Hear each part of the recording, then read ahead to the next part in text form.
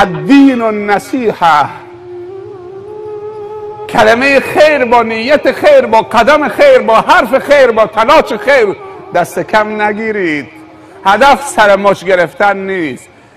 اون از تو بهتره، تو از اون بدتری نیست. اون کسی که سخنرانی میکنه بهشتیه، اون کسی که شما هستید حتما خلافکارید، حتما مقصرید، حتما خطاکارید که نیاز به نصیحت دارید. اینطوری نیست. نمیدونم که به گفته حکیم عرب میگه یظن الناس بی خیرا و اینی لشر الناس ان لم تعف عنی. ترجمهش چیه؟ میگه همه مردم نظر خیر به من دارن، اما خدایا من بدترین مردمم اگر تو به من رحم نکنید. خدا باید به آدم رحم بکنه، رحم خدا باید طلبید. اگر تشنمون شد آب خنک میطلبیم، شربت میطلبیم تا خنک بشیم.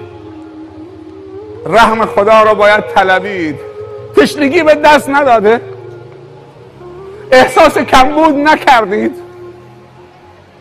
احساس نکردید باید دوباره خدایی که از زندگی بیرون کردی، از درون بیرون کردی، خدا از خانوادت بیرون کردی، از شرکت و تجارتت و از محل کارت و از برنامه زندگیت حذفش کردید؟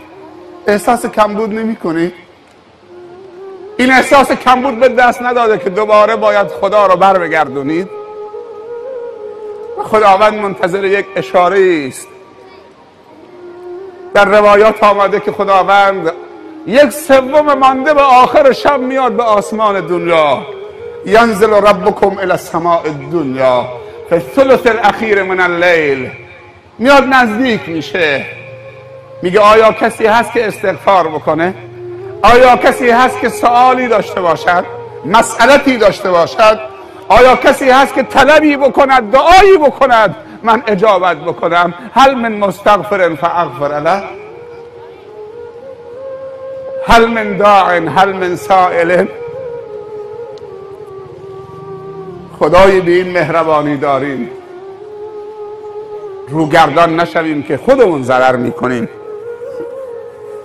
امشب مجلس بسیار ارزشمند و مبارکی است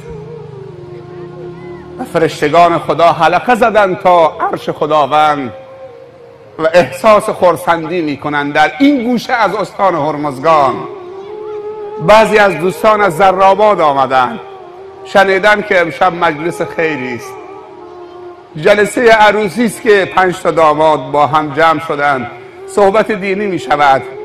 از زرآباد آمده با اون امکانات ضعیفی که تو منطقه هست، ولی همت بلند، از همه طرف آمدن.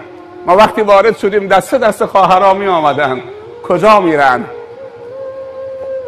میخواهند اونها هم دوش برادرانشون کلام خدا و رسول خدا را بشنوند. نماز جمعه که مساجد خیلی کوچکه، جایی برای خواهران نیست که بیان تو روز جمعه استفاده ببرن. دعا بکنید هر چه زودتر مسجد جامع سیریک انشاءالله راه اندازی بشه، کار ساختمانی شروع بشه و اگر شروع شد خواهرها هم تلاشون هزینه بکنن، بدن یک علنگو، بدن یک انگشتر گوشواره. خدا طلا رو بر میگردونه، ولی ایمان اگه پرواز کرد خیلی مشکل برگشتش. اما طلا بارها شده که دزدیده گم شده، دوباره طلا پیدا شده، دوباره طلا خریداری شده، دوباره علنگو رو دست کرده، شاخ شده، تو دستاش تنگ شده، وقتی مرده با قیچی و انبردست علنگوها رو چیدن و در آوردن. طلا که درست نیست با زن دفن بشود. بازا هر آنچه هستی بازا، اگر بیایی در بازه، اگر نیایی خدا بی نیازه. قل هو الله احد الله الصمد لم یلد ولم یولد ولم یکن له کفوا احد. یا ایها الناس انتم الفقراء الی الله والله هو الغنی. ای مردم شما به درگاه خدا فقیرید، الله غنی حمید است، غنای مطلق. تابستون فرصت خیلی خوبی است. دیداری که در روستای گناری هم داشتیم با همدیگه در منطقه گاونمردی، اون جلسه هم جلسه مبارکی بود.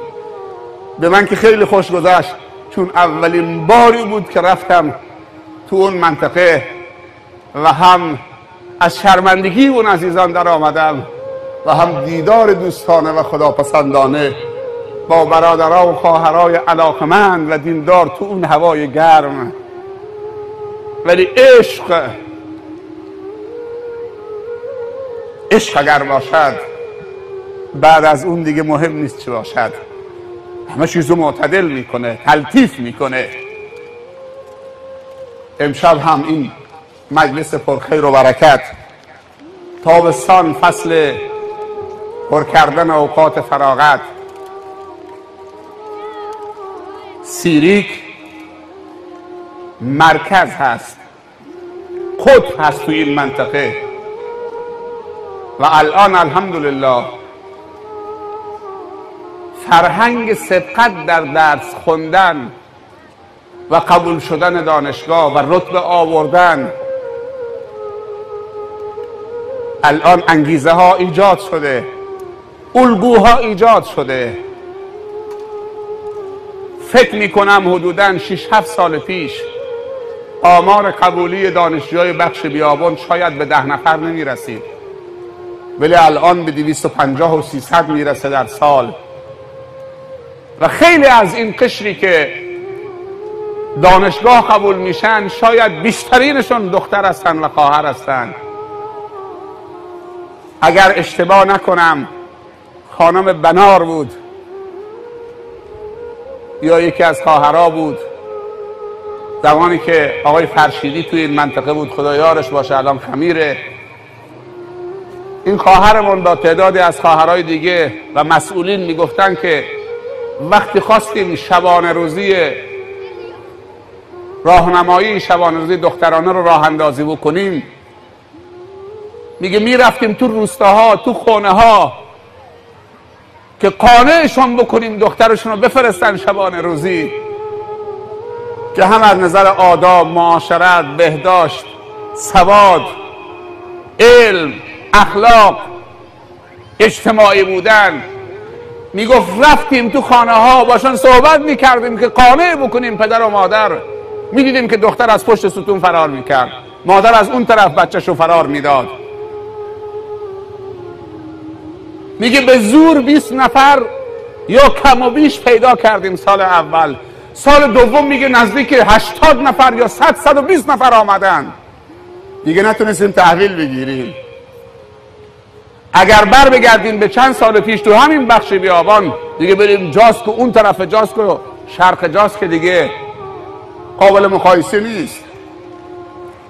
تا چند سال پیش اصلا ما معلم زن از بومی همین منطقه نداشتیم، امروز داریم. حتی معلمینی داریم، مدیرانی داریم که هم حافظ قرآنن، هم مدیر یک مدرسه دخترانن، یا مسئول خوابگاهی هستن، یا حافظ قرآن دانشگاه قبول شده. تا دلت بخواد توی این منطقه داریم. پس زمینه الحمدلله فراهم شده. از اون طرف مدرسه دینی، جناب آقای اسماعیلی میگفت، شیخ اسماعیلی میگفت یه تقدیر و تشکر بکن از مردم. میگو امسال تابستون کلاس هایی که برای دبیرستانی ها گذاشتیم تو حوزه تو مدرسه دینی، امسال خیلی استقبال، 80 نفر میگفتید دیگه، به اضافه خواهرها، که قرار شده انشالله چه اگر بتونن هر سال این 2 ماه مدرسه رو فعال بکنن. مدرسه دینی شیخ زیایی که 4 سال پیش توسط خالاشه، خواهرها خالاشه رو میشناسن، مادر خیلی از دخترای شماست، دختراتون رو تحویل دادید از همین گروک و از همین سیریک و از همین منطقه، و با 40 نفر تو مدرسه شیخ زیایی از دخترانه شروع کرد تابستون، دختران دبیرستانی. ظرف 5 سال یا 4 سال امسال تعدادشون به 300 نفر رسیده، به اضافه برادرها.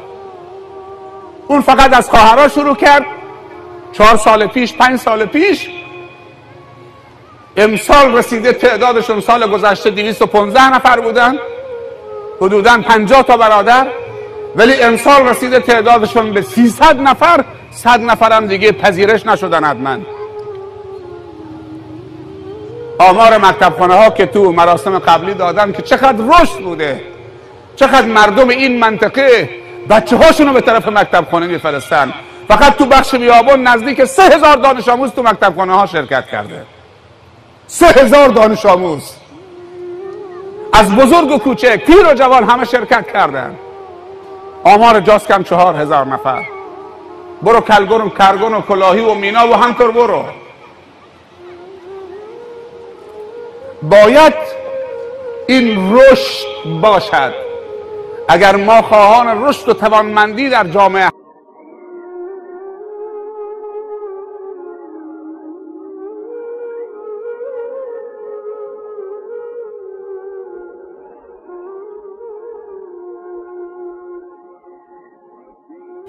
فقط تو بخش بیابان نزدیک 3000 دانش آموز تو مکتبخانه ها شرکت کرده.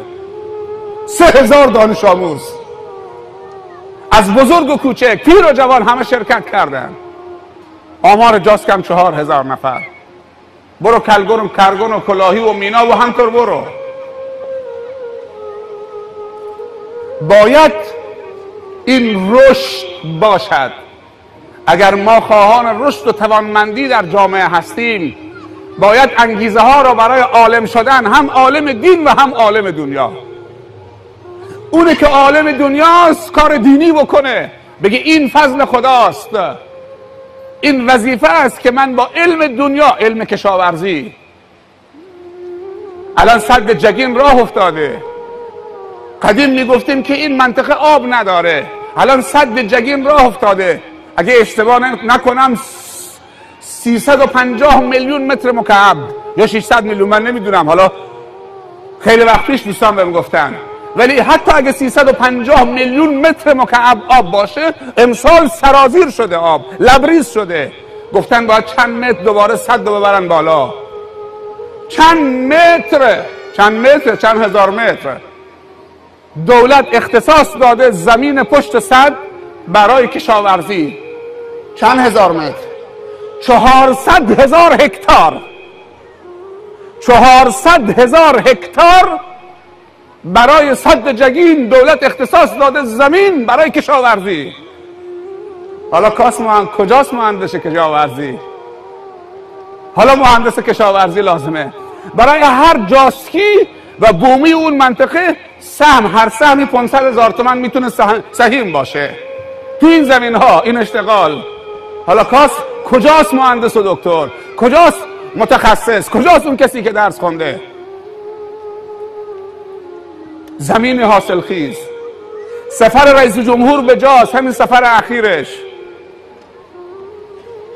دوستان تعریف میکردن، میگو وقتی رئیس جمهور میخواست بیاد جاز، شورا و بزرگان قوم و ریش سفیدا و علما همه نشست داشتن با هم که چه تقاضایی از رئیس جمهور بطلبیم. جاسک، شرق جاز که تا دیروز دست تو خاک می آوردن، جواناشون بازی میکردن، نمیدونستن باید چه کار بکنن، با خاک بازی میکردن، خونه میکشیدن، فلان میکردن با انگشتانشون، و تو صحرا همینجور رها شده بودن بدون نعلین و بدون هدف تو کوها میچرخیدن. امروز برید ببینید شبان روزی برادر بزرگوارمون آقای علی خلیفه در گابریک بیمارستان درست کرده، یه ماشین خریده برای پزشک زیر پاش باشه. منطقه بیابان هم خیر داره، همه جا خیر هست. همینطوری که ذهن بچه ها رو باید تحریک بکنیم تا درس بخونن، دل و ذهن تجار هم باید تحریک بکنیم تا انفاق بکنن. علی خلیفه هر سال زکات میفرستاد برای اهل گابریک، برای قوم خویشش. یه نفر بهش گفت که تو داری گداپروری میکنید، سال 100,000 تومان برای هر خانواده میفرستید. گفت پس چه کار میکنم؟ اینا اهل وطن من، اهل محل من، اهل روستا من، زادگاه هم اونجا بوده، خدا به من پول داده. گفت شیخ علی، مردم خودتو گدا بار میارید و تنبل، سالی 100,000 تومان. گفت چه کار کنم؟ گفت بیا اشتغال ایجاد کن. گفت باشه، برای هر 2 خانواده یا 3 خانواده یه قایق موتور با مجوز صیادی با تورش برن صیادی، هرچی درآمدش سهم دو خانواده. تعدادی که نتونستن برن دریا گفت این باغ موز، برن کار کنن. حالا هم خدا گفت این آب، دولت هم گفت این سد. حالا مهندس کجاست؟ شبانه روزی زده راهنمایی و دبیرستان، دخترانه و پسرانه. تو یک مدرسهش فقط 150 تا دانش آموزه. نماز جماعتشون فوت نمیشه. بعضی دانش آموزه روزه پنجشنبه دوشنبه هم هستن. مدیر خوب دارن. همون بچه‌ای که تا دیروز دست تو خاک می آورد امروز تو آزمایشگاه داره آزمایش میکنه. همون خاک داره آزمایش میکنه. و ما از شبانه روزی ها خیر دیدیم. اونهایی که رفتن تو شبانه روزی مدیر خوب داشتن، معلمین خوب داشتن، دانشگاهشون تضمین بوده. میدونی خواسته مردم از رئیس جمهور چه بود؟ همه با هم نشستن با رئیس جمهور صحبت کردن. رئیس جمهور بهشون گفت فقط شما یک خواسته بطلبید، خواسته دوم نه. گفتن خواستتون چیه؟ از پیش آماده کرده بودن. گفتن جناب رئیس جمهور 80 ساله که در جاست مدرسه دولتی تأسیس شده. 80 سال هنوز یک پزشک عمومی از خودمون نداریم. 80 سال پیش کلنگ اولین مدرسه تو جاست زده شده. 80 سال گذشته هنوز یک پزشک نداریم. به ما سهمیه پزشکی بده خارج از نوبت. رئیس جمهور گفت باشه. 30 تا سهمیه پزشکی بهشون داد. 32 تا فکر میکنم اگه اشتباه نکنم. 32 تا سهمیه پزشکی بهشون داد. بهشون 2 سالم فرصت داده زمان. گفته ظرف 2 سال اگه جذب کردی، اگه نه سهمیتون چه باطل شد.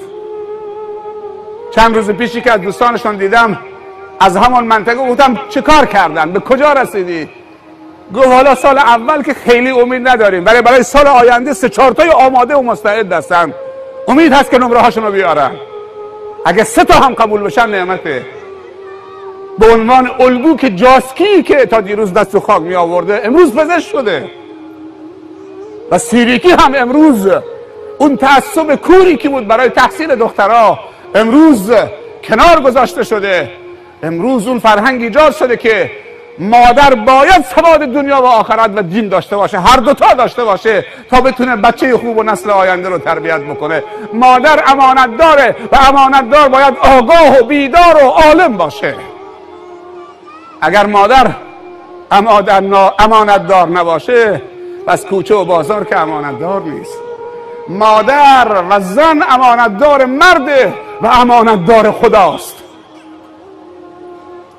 و امانتدار امت محمده صلی الله علیه و سلم. مادرها بفهمید که شما امانتدار امت محمدید. سربازان امت محمد به عنوان امانت 9 ماه و 9 روز تو شکمای شما بودن و بعد 2 سالم از شیر شما نوشیدن و 8 سال 10 سالم در دامان شما تربیت شدن. از شما امانت دارید.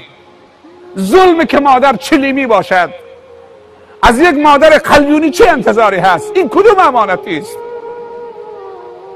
1 ماه پیش من تو دانشگاه علوم پزشکی بودم، تو دفتر آقای فرشیدی میگفت آماری که گرفته شده در کل کشور استان هرمزگان در قلیون کشی زنها حرف اولو میزنن. میگه ما در استان هرمزگان بین 15 تا 20% زن قلیونی داریم. خیلی وحشتناک، خنده نداره. میگفت این آمار در کل کشور رتبه اولو داره. 20% زن قلیونی در هرمزگان. خواهرها همت بکنن همین امشب قلیونها رو بزنن به زمین. تو امانت دارید. حیفه. فکر میکنم 2 سال پیش یک سفری به یکی از روستاهای اطراف میناب داشتیم. اختتامیه مکتب خونه ها بود. بعد از ساعتهای 10-11 خواهرم هم همراه بود، خالاشه. گفت بریم که خواهرها تو محوطه یک خانه نشستن منتظرن یه سلام علیکی بهشون بکنید. گفتم بریم. رفتیم اونجا، صحبت از عمره شد، از تأثیر خواهر رو حرکت جامعه، تاثیر مثبت یک مادر و یک زن. و بعد گفتم که الان دارن ثبت نام عمره میکنن، با 400,000 تومان شما میتونی بری عمره. اکثر زنها گفتن شیخ حالا ما 400,000 تومان از کجا پول بیاریم که بریم ثبت نام عمره بکنیم؟ همه کلامشون همین بود. 400,000 تومان. این صحبت از فکر میکنم 4 سال پیش باشه، 2 سال بیشتره. گفت ما 400,000 تومان نداریم شیخ که بریم ثبت نام عمره بکنیم خانه خدا رو ببینیم. گفتم ندارید؟ من ثابت میکنم که شما دارید، ولی شما راست بگید به من. گفتم تو این جمعی که 100 نفرید زن قلیونی داریم؟ کسی هست که چلیم بکشه قلیون بکشه؟ از پیرزنش تا جوانش همه خندیدن. گفتم بله چلیم همه میکشن. حساب کردیم.